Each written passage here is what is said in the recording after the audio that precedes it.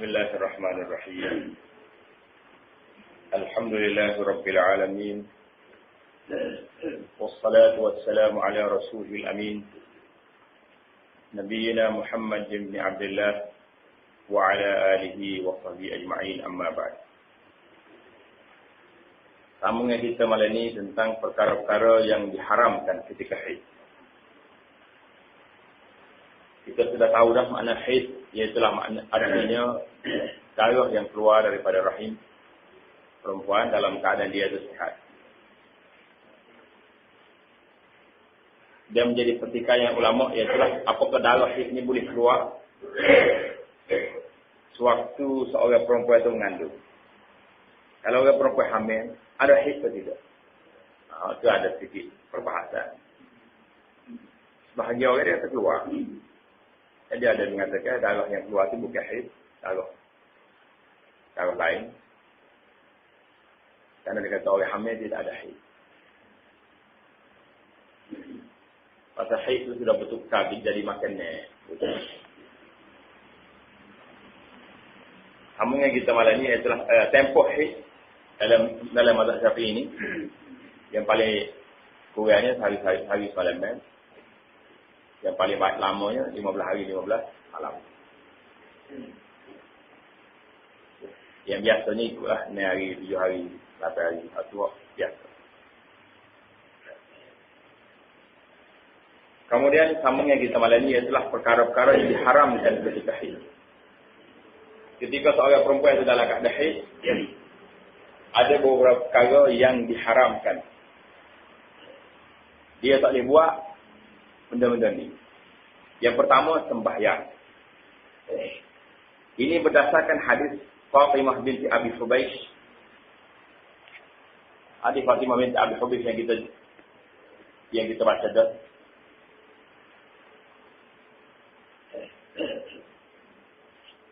Yang lalu dalam bab istihadah. Nabi wayak kepada dia. Nabi suruh tinggal semaya. Jadi semaya ni tak boleh dibuat bagi orang perempuan haid, sama ada semaya sunat atau semaya fardu, tak ada. Pasal tu dalam istilah kita ni orang haid ni ada cuti semaya. Orang lain ada cuti. Ada haid tak ada cuti. Apa ni? Salat tak ada cuti. Kecuali orang perempuan haid ataupun nifas. Kalau ni diberi cuti rasmi, tidak payah qada. Tak ada qada. Kalau kena qada, berat juga dia. Berat. Dia tak boleh begitu qada semaya, berat. Penat. Ini di antara dia panggil samahatul Islam atau yusril Islam. Bagaimana indahnya Islam ni? Allah SWT bagi taklif. Dia tahu semaya ni boleh tak mesti hari. Kalau suruh qada, maknanya tiap boleh kena qada. Tak ada habis bulan ni, mari bulan lain haid pula. Qada pula bulan depan, campur akhirnya. Tak ada kerja lain dia ni. Dia qada semaya. Itu berbeza dengan puasa. Puasa tak apalah, dia sebulan dalam setahun. Mana dalam masa 11 bulan lagi, dia nak qada ni. Dalam masa 11 bulan lagi tu, ada peluang masa nak qada semaya. Jadi kita tahu sekarang ni semaya tak boleh baca, tak boleh semaya orang perempuan dalam haid. Jelas. Hadisnya, hadis Fatimah binti Abi Hubeish yang Nabi bagi arahan dia, bila mari haid, fadai as-salah. Perkara yang kedua, orang haid dilarang juga,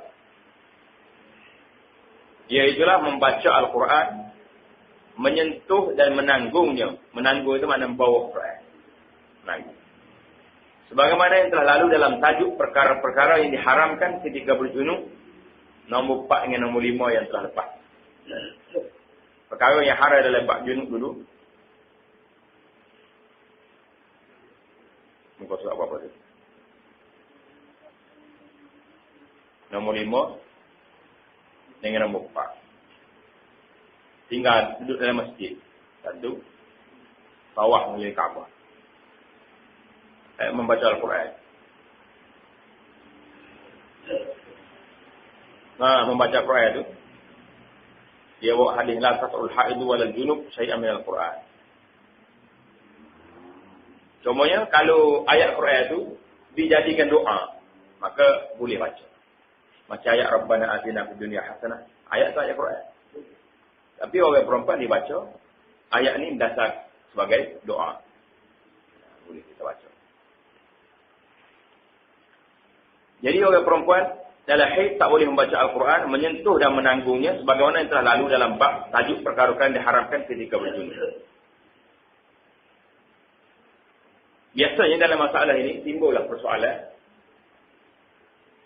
Kalau orang perempuan ni dalam haid, tapi mengikut dalam secara umumnya orang haid ni tak boleh baca Quran.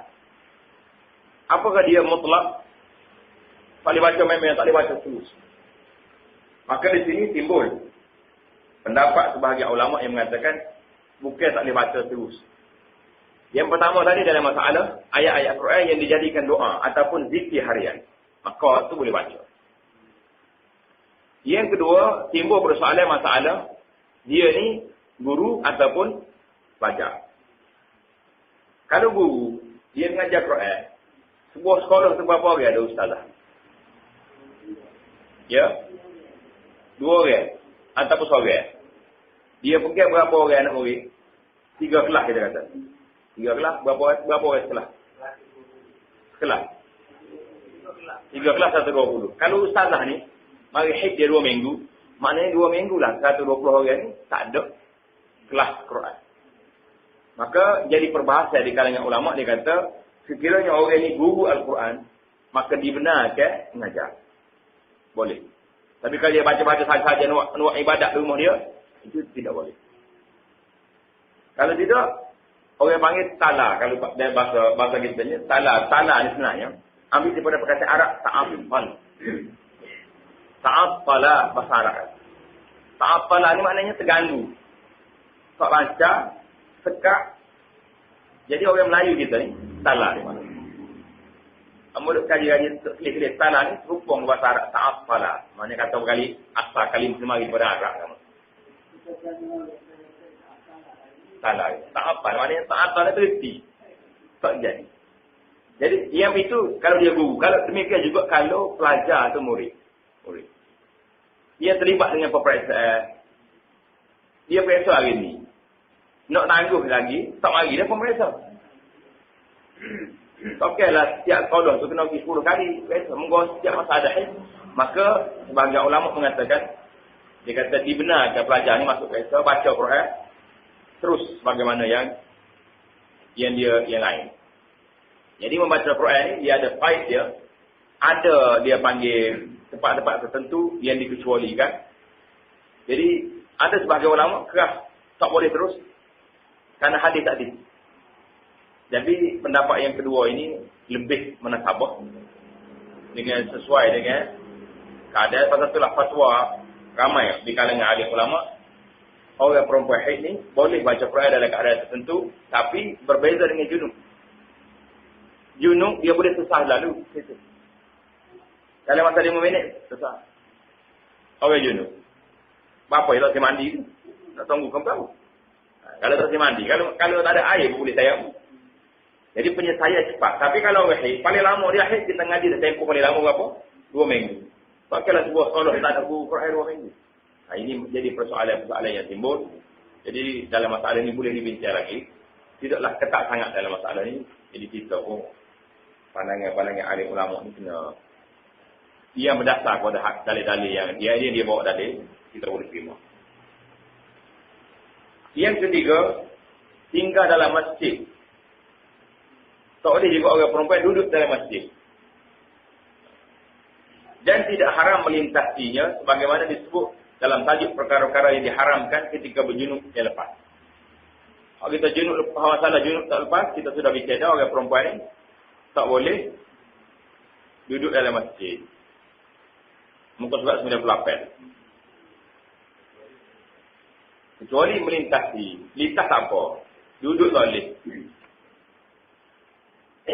Sebagaimana disebut dalam tajuk perkara-perkara yang diharamkan ketika berjunub.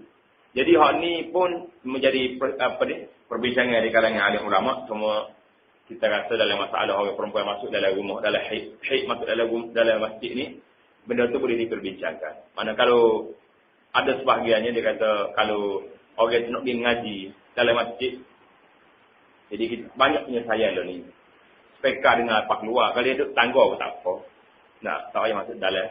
Jadi yang, tapi dalam masalah tadi apa ni? Masalah yang kedua dia, masalah baca Quran tu memang itu masalah timbul. Dan memang berlaku lah masalah ni. Dalil-dalil yang menunjukkan bahawa dengan hanya melintasi masjid adalah tidak haram. Tambahan kepada dalil daripada bab yang lalu. Bab lalu ada dalil dia nya. Tambahan kepada bab ni yang pula ialah sebagaimana yang diriwayatkan oleh Imam Muslim dan lainnya daripada Aisyah radhiyallahu taala anha bahawa dia berkata, Rasulullah sallallahu alaihi wasallam telah bersabda kepadaku, ambillah untukku sejadah di masjid. Jadi Nabi kita royak ke Siti Aisyah, dia ambil sejadah ke dalam masjid. Ya. Lalu aku berkata, Siti Aisyah kata, sungguhnya aku dalam keadaan haid. Ya Rasulullah, saya ni haid.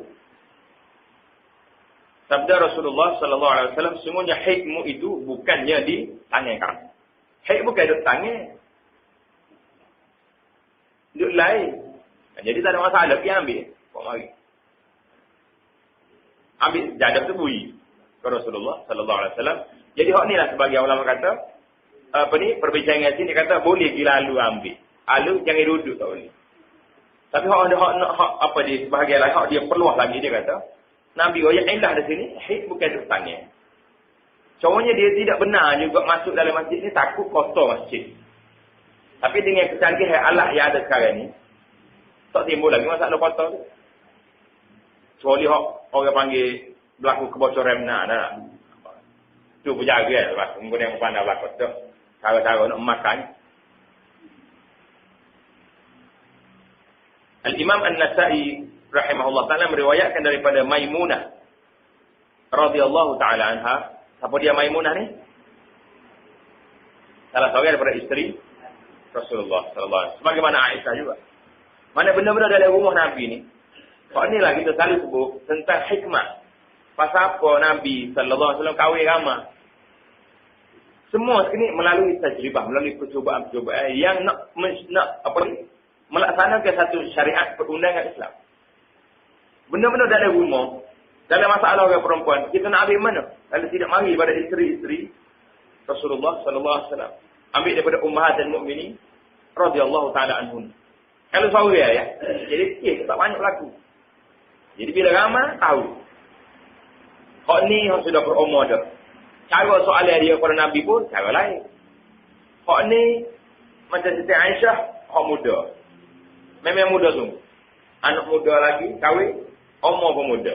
Cara dia memikir, cara soalan dia, permintaan dia dengan Nabi lain.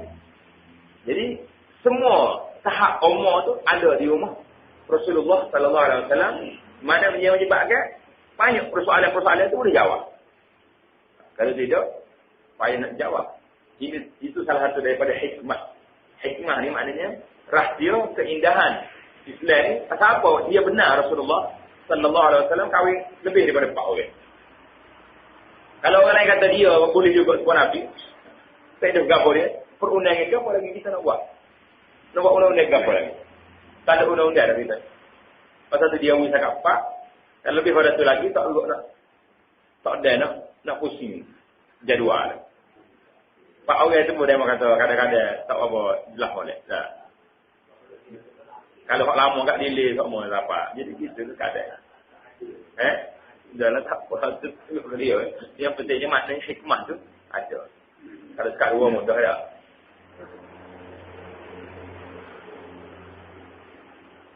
Maimunah cerita kepada kita, salah seorang daripada kami bangun membawa sejadah ke masjid. Dia bawa sejadah masjid.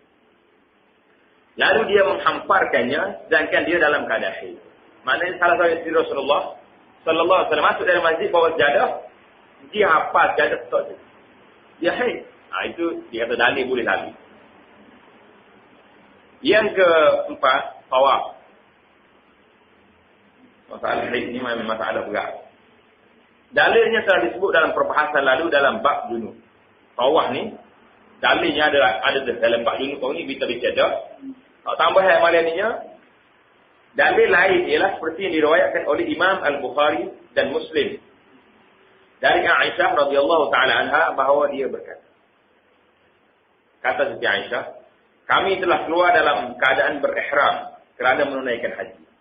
Dia tu daripada umur dia ni pergi Mekah dalam pakai ihram.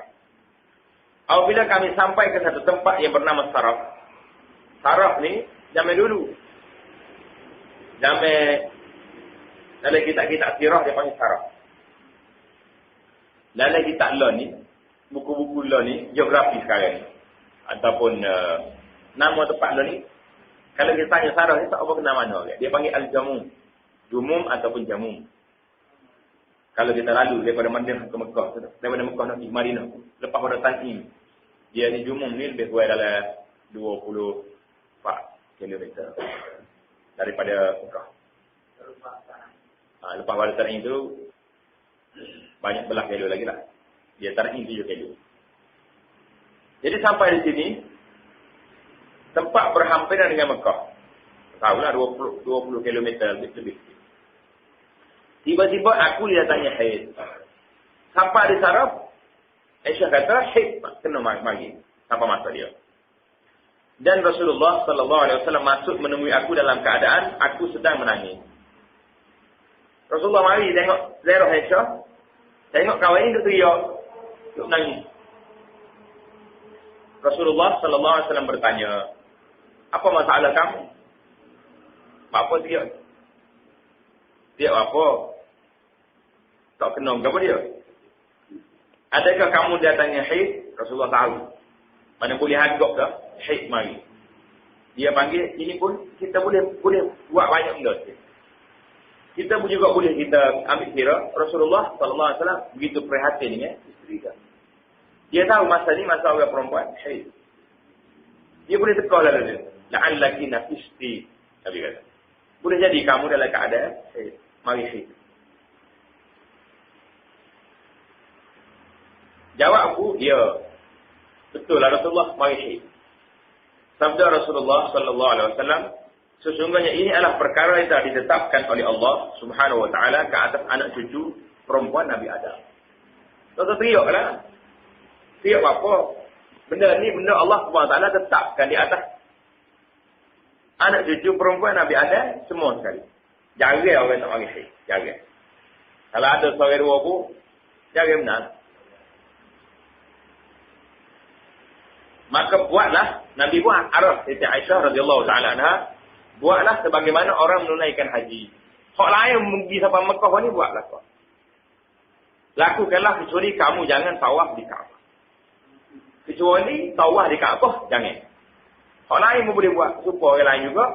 Kalau dia melata, kalau dia apa ni, mabik saing. Tawaf tak boleh.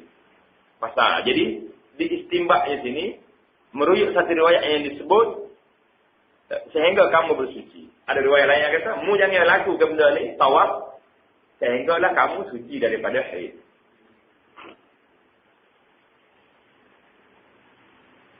Jadi, dalam masalah tawaf ni, jelaslah kepada kita, tentang perempuan haid tak boleh tawaf. Tapi kalau berlaku juga, memang berlaku lah, bukan cakap kalau berlaku, memang berlaku. Yang pertamanya mesti haji, orang perempuan haid, orang-orang muda. Jadual balik dia awal. Ini berat. Kadang-kadang tak ada dengan jadual. Haji pun ada masa juga. Sebab penerbangan pertama tu dia ambil kira dah tempoh orang ni boleh selesai. Pergi umrah. Umrah 5 hari. Umrah seminggu. Ini kadang-kadang tak ada nak selesai. Bagaimana kalau mari haid? Boleh tawaf ke tidak? Ini di antara soalan-soalan yang bagi anak lah. Berasa nak lari benar. Kalau dengar kes ni berlaku, kita nak lari daripada ditanya oleh orang. Beberapa di antara beberapa masalah yang selalu anak sebut, yang kita tidak mahu didekati oleh soalan-soalan, di antara masalah orang tawaf, orang perempuan haid. Masalah yang kedua, masalah talak nikah sirah. Sebab cerah ni, masa dia cerah tu, tengah tu dia kata sungguh cerah isteri dia. Tapi waktu dia nak betul balik, macam-macam alasan dia buat. Kona kan nak suruh kita kata, tak jatuh balik. Ini dua perkara yang kita cukup nak lari daripada ditanya. Atau tu masalah cerah ni sebenarnya, kita suruh pergi mahkamah ya. Bija Bentuk Qadi, bija Hakim ni mahkamah. Dia putus lagu aku. Masalah yang ketiga yang kita tidak mahu terlibat, iaitulah masalah takfir. Masalah kafir, syirik, mengkafir kau. Ini berat. Berat berlaku. Masalah kafir, kalau kita kata orang ni kafir, boleh jadi tak sampai mereka kufur lagi perbuatan dia tu. Fasik baru. Jadi kita takut. Lembek. Itu suruh ke mufti dan suruh kepada hakim yang memutuskan. Masa ada orang cerah tak ni pun. Berat juga. Kalau kita rakyat tak jatuh tak ada. Tolak jatuh. Dia duduk dua tu lagu mana dekat dia.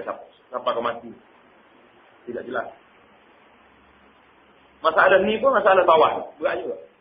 Pasal kebanyakan ulama'nya pegang dengan hadis ni. Tawah orang perempuan haid tidak sah. Kecuali ada sebahagian ulama' yang membenarkan orang perempuan haid ni boleh tawaf. Kata ayuh, betul di isu. Tunggu sampai Mekah kali ni. Bila berlaku. Jadi bila berlaku orang perempuan haid gini, adalah 2-3 penyelesaian yang dibuat oleh sebahagian ulama. Ada yang mengatakan dia pergi tawaf macam mazhab Hanafi, tawaf juga. Tapi dia kena bayar dah.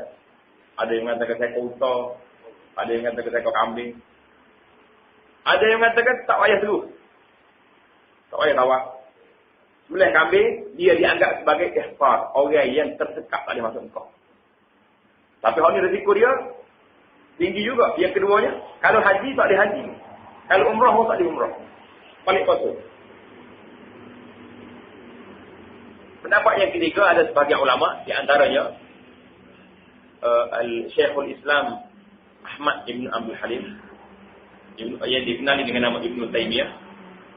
Dalam kitab dia Majmu' Fatawa dia bahas dalam masalah ni hampir 40 muka surat lebih.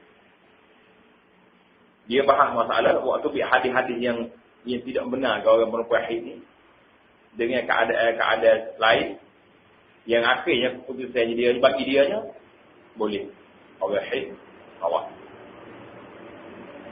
Tak payah kena dam apa. Jadi masalah penyelesaian kita nak pakai mana? Nak pakai ihsar, orang ni balik saja tak boleh haji.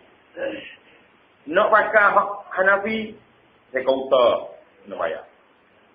Nak pakai Syekhul Islam Ibn Taymiyah, boleh tawaf. Tapi pasal jumhur ulama mengatakan tak boleh. Jadi hati itu tidak apa-apa gagah nak mempertahankan masalah ini. Jadi pasal itulah kita kata ni berat. Berat. Jadi kalau ada ulama-ulama yang boleh bertegak dalam masalah ini, kita suruh dia lah. Ya. Ubat tu ada, kadang-kadangnya gelencah juga. Kalau dia mau ubat lagi tu, kita tak baca. Mari dah. Tak ada nak ejah. Tak kena jadual, lari jadual. Kalau boleh makan boleh selesai masalah ni, pakai ubat kau berapa. Tapi ni hak tak ada ubat. Jadi kita dengarlah cerita ada 3 pandangan ulama penyelesaian dalam masalah ni. Jadi kita tengoklah mana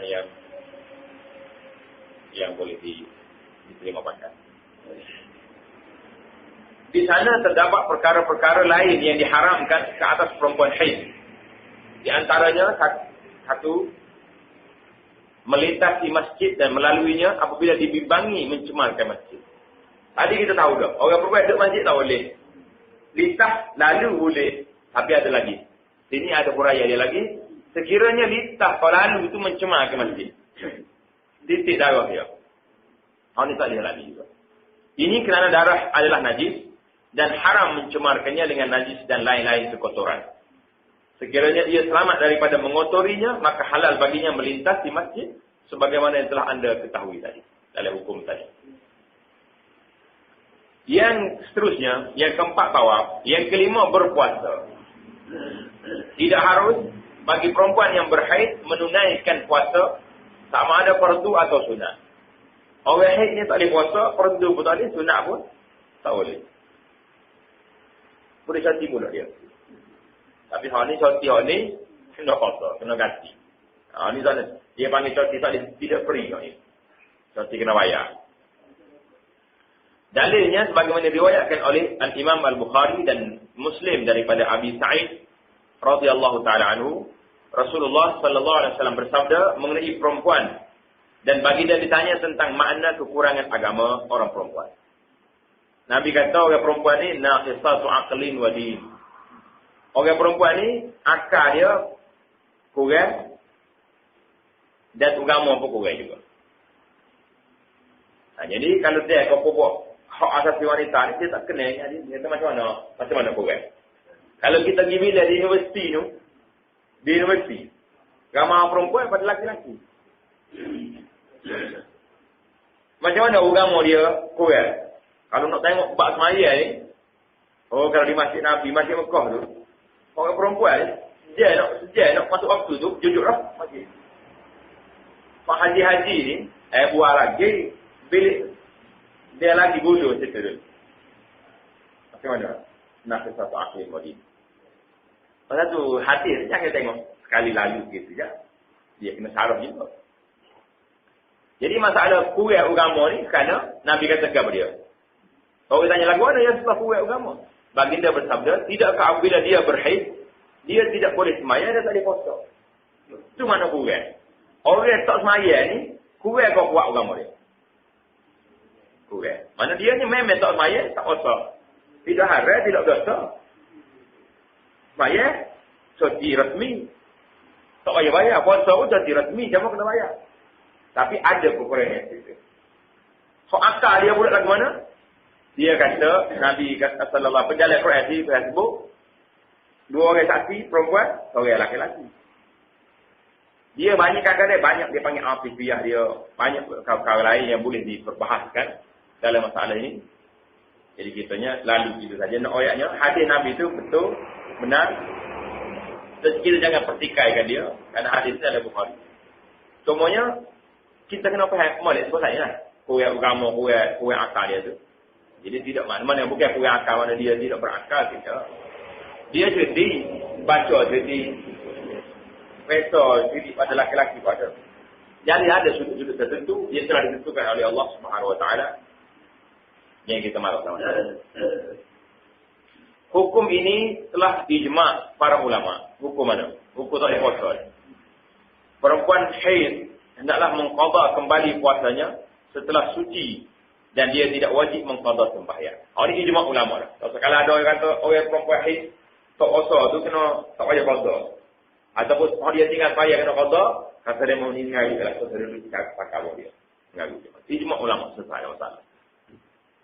Apabila ia suci, iaitu apabila haidnya telah berhenti, maka wajib ke atasnya berpuasa walaupun dia belum mandi. Mana haid dia begitu malam. Nak bangun sejuk. Dia niat lalu. Niat puasa esok. Bila masuk subuh esok, lepas sahur tu mandi tak apa. Tapi semaya tak boleh lah. Kena mandi dulu. Semaya tak boleh. Kalau abang dah nak apa ni?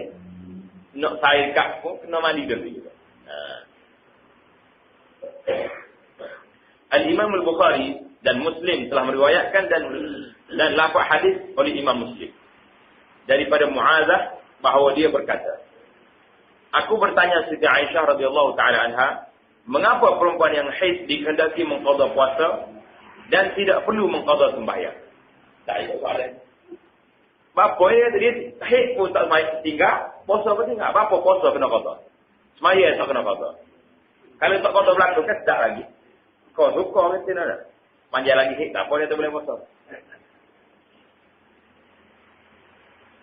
Siti Aisyah radhiyallahu taala anha menjawab, kami telah datangi haid ketika bersama dengan Rasulullah sallallahu alaihi wasallam. Jawapan yang mudah ya. Aku pernah haid waktu Nabi kita ada dulu.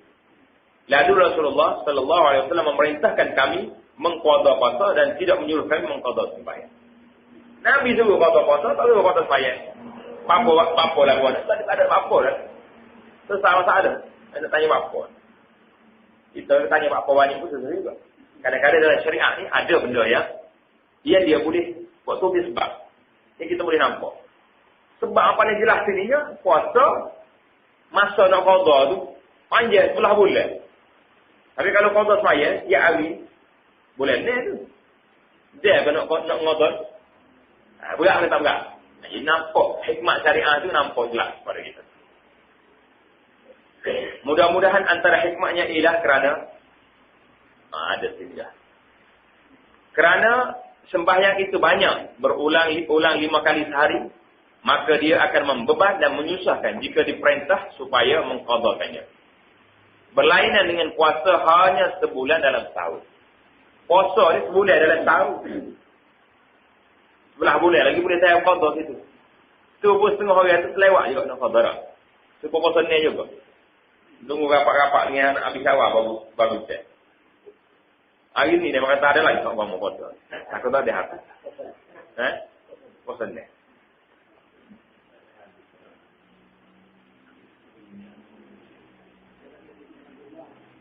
Maka akan membeban dan menyusahkan jika diperintah supaya mengqadakan sembahyang bulan 5 kali. Banyak. Kalau 2 minggu setiap bulan. Tak ada nak qada bulan depan. Apa bulan depan salah lagi tu? Bulan tinggal. Akhirnya tinggal tak pakai tak qada. Berlainan dengan puasa hanya sebulan dalam setahun. Jelas pada kita dah. Ilah dia tu. Sebab. Yang ke berapa saya? 4, 5. Yang ke 6. Melakukan persetubuhan. Orang perempuan haid tak boleh buat setubuh. Berseronok dan bergaul dengan isteri pada kawasan antara pusat dengan lutut. Dia panggil kawasan bahaya. Kawasan itu tidak bahaya. Tak apa lagi. Semuanya kawasan area itu bahaya. Takut di tempat yang diharamkan. Ya. Apa ni? Firman Allah Ta'ala. فَاعْتَزِلُوا النِّسَاءَ فِي الْمَحِيضِ وَلَا تَقْرَبُوهُنَّ حَتَّى يَطْهُرْنَ فَإِذَا تَطَهَّرْنَ فَأْتُوهُنَّ مِنْ حَيْثُ أَمَرَكُمُ اللَّهُ. Makalah kamu menjauhkan diri dari wanita di waktu haid. Fil mahid ni tempat haid. Gitu. Tak boleh khawatirnya tempat haid. Bukan suruh jauh semua sekali. Kalau duduk dekat dia duduklah. Kalau tak duduk dekat orang perempuan haid ni Yahudi. Bila orang perempuan dia haid, dia pakai jauh. Dia suku-suku. Dalam Islam dia tak. Boleh duduk sekali, boleh tidur sekali, makan minum sekali. Al-mahid tu ya tak boleh. Hal lain tak apa. Dan jangan kamu menghampiri mereka sehingga mereka suci. Bahasa Al-Quran ni seni dia menghampiri mereka. Maknanya dia tak oyak ruh. Kalau tidak budak-budak baca dia terlakuan apa dah. Pilih jadi punya. Apabila mereka telah suci, maka setubuhilah mereka pada tempat ini diperintahkan oleh Allah Subhanahu Wa Taala kepada kamu. Surah Al-Baqarah ayat 222. Al-Imam Abu Dawud rahimahullah ta'ala telah meriwayatkan daripada Abdullah bin Sa'ad radhiyallahu ta'ala anhu. Dia telah bertanya Rasulullah sallallahu alaihi wasallam, apakah yang dibenarkan aku lakukan terhadap isteriku ketika dia dalam keadaan haid? Sahabat ni, dia tanya Nabi sallallahu alaihi wasallam. Tak ada otak jauh sahabat ni. Jauh, dia tanya. Kalau tak tanya, tak jawab susah juga. Jawab Rasulullah sallallahu alaihi wasallam, bagi kamu yang di atas daripada kain halu. Fauqal izar. Atas pada kain. Maknanya tepat dia tak gitu. Ada juga ni apa ni orang mari tanya, dia kata kalau pakai betok mana pakai stocking. Soalnya tu mari tidak kata tak mari dah. Pakai stocking lah kot. Tidak benar. Jawab dia dah dia lari di mahid tepat dia. Tak ada pakai stocking apa. Tak ada sit, tak ada lah. Kalau kemana-mana pun tak ada. Tak ada IP lagi lah. Jadi orang kita ni dia IP tanya. Soal tanya tak apa. Abdullah bin Sa'ad dia tanya Rasulullah. Bagaimana nak boleh. Nabi kita buat. Jadi benda tu jelas tak. Yang ketiga.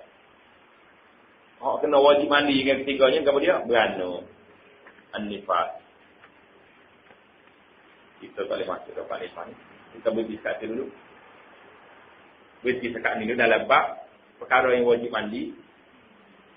Kita langkah sikit kepada muka surat 234. Buka muka surat 234. Kerana timbul soalan yang bertanya, jadi kita lihat sikit.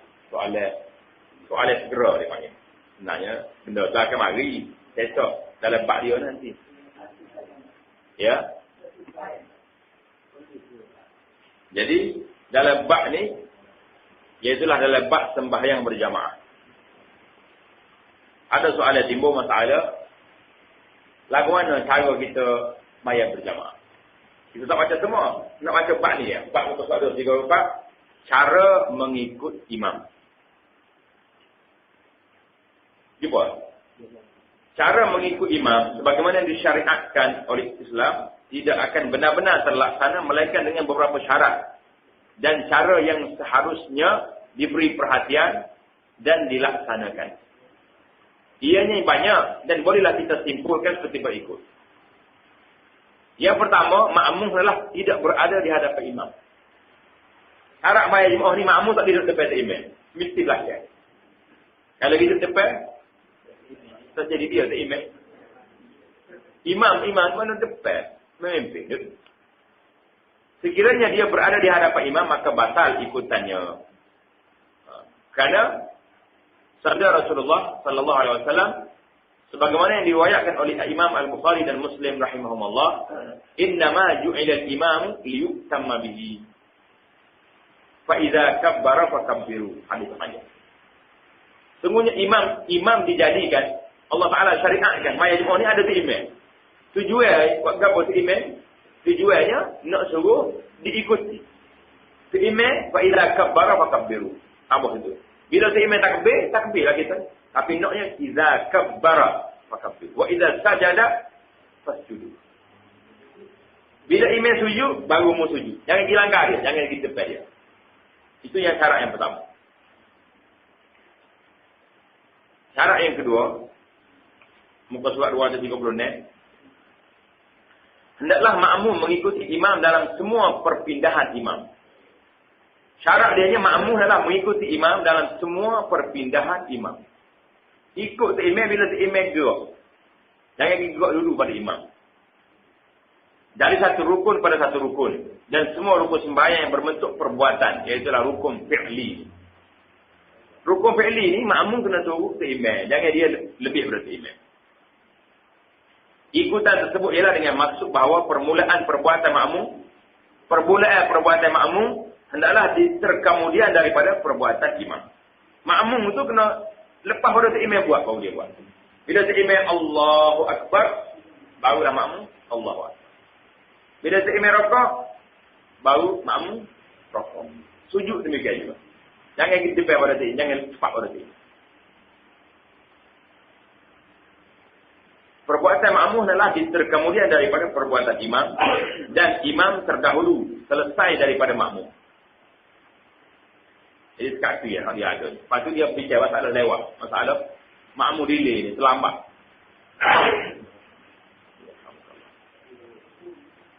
Ada masa kita tak lewat.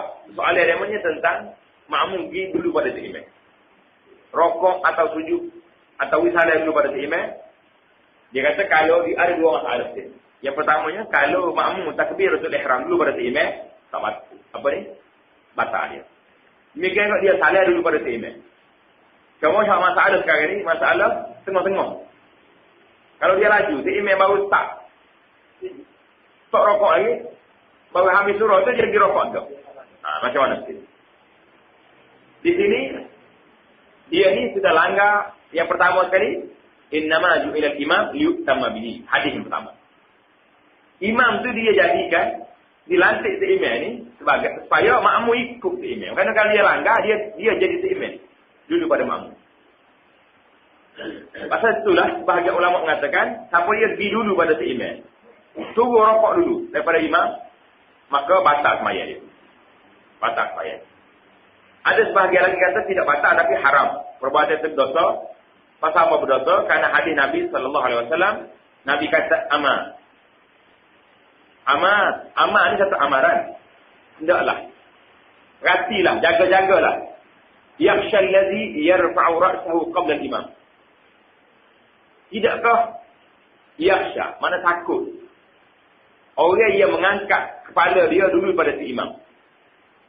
Si imam tak bangun lagi rokok, dia bangun dah. Si imam tak bangun lagi sujud, dia bangun dah. Tak takut, orang ni takut pada tidak, kena beringat mana, an yuhawwilallahu ra'sahu ra'sa himar. Nanti pada hari kiamat nanti Allah Ta'ala tukar kepala dia ni jadi kepala himar. Ini amaran keras daripada Nabi SAW. Amma yakhsha. Hendaklah takut orang-orang yang mendahului imam dalam semaya berjamaah ni, Allah Ta'ala akan tukar kepala dia jadi kepala himar. Atau yaj'ala suratahu surata himar. Ataupun tu yang jadi gambar dia tu gambar himar. Himar kena lah keldai atau sini. Oh, ni hadis ni mengikut dalam kitab ni, dia kata muttafaq alaih, maknanya hadis sahih. Ada dengan hadis tu. Cuma masalah batal tak batal tu, bagi orang kata batal. Ada sebagian kata kalau cakap ruku ya, selaju haram tidak batal. Tapi pada dengan hadis tu. Pada dengan hadis wa'id. Hadis ni Nabi sallallahu alaihi wasallam bagi tahu siapa dia mendahului akak kepala dia dulu pada si imam, apa jadi? Takutlah dia ni an yuhawwilallahu ra'sahu ra'sa himar. Tuhan tukar kepala dia jadi kepala himar, ataupun gambar dia nanti bertukar jadi surah himar. Wal'iyadzubillah. Jadi jawapan kita terjawablah sini. Tak usah lagi kita lawak gimana? Kalau kita nak jadi imam, kita buat yang lain, kita jadi imam. Kalau perbuatan itu, dari dulu antara dua sujud, maka dia sujud. Artinya perbuatan itu, sujud itu ialah bila menjadi rasa saja. Daripada itu, itu baru sujud. Bukan itu tengok-tengok. Ya, betul orang yang kata. Jadi artinya, makna itu maksudnya, bila dia kata Allahu Akbar, dia sudah full. Apa kali? Kena ingatlah. Kita ingat biar imam sudah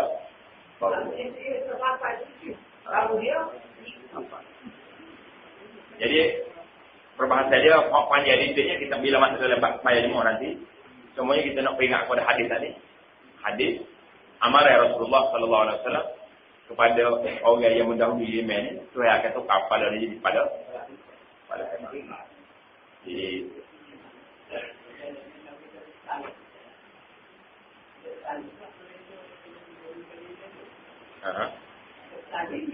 ya.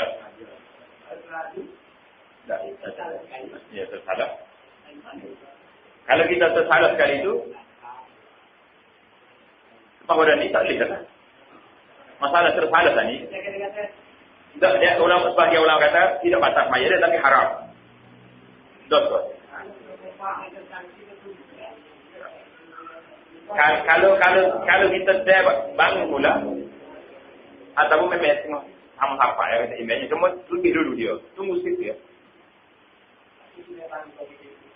baru ikut pula. Tu masuk dalam lewat pula tu. Lewat tu kita masuk dalam lewat pula. Soalan lain pula. Malah ni sudah selesai soalan. Jadi kata sekali dululah. Subhanakallahumma wa bihamdik asyhadu an la ilaha illa anta astaghfiruka wa atubu ilaik.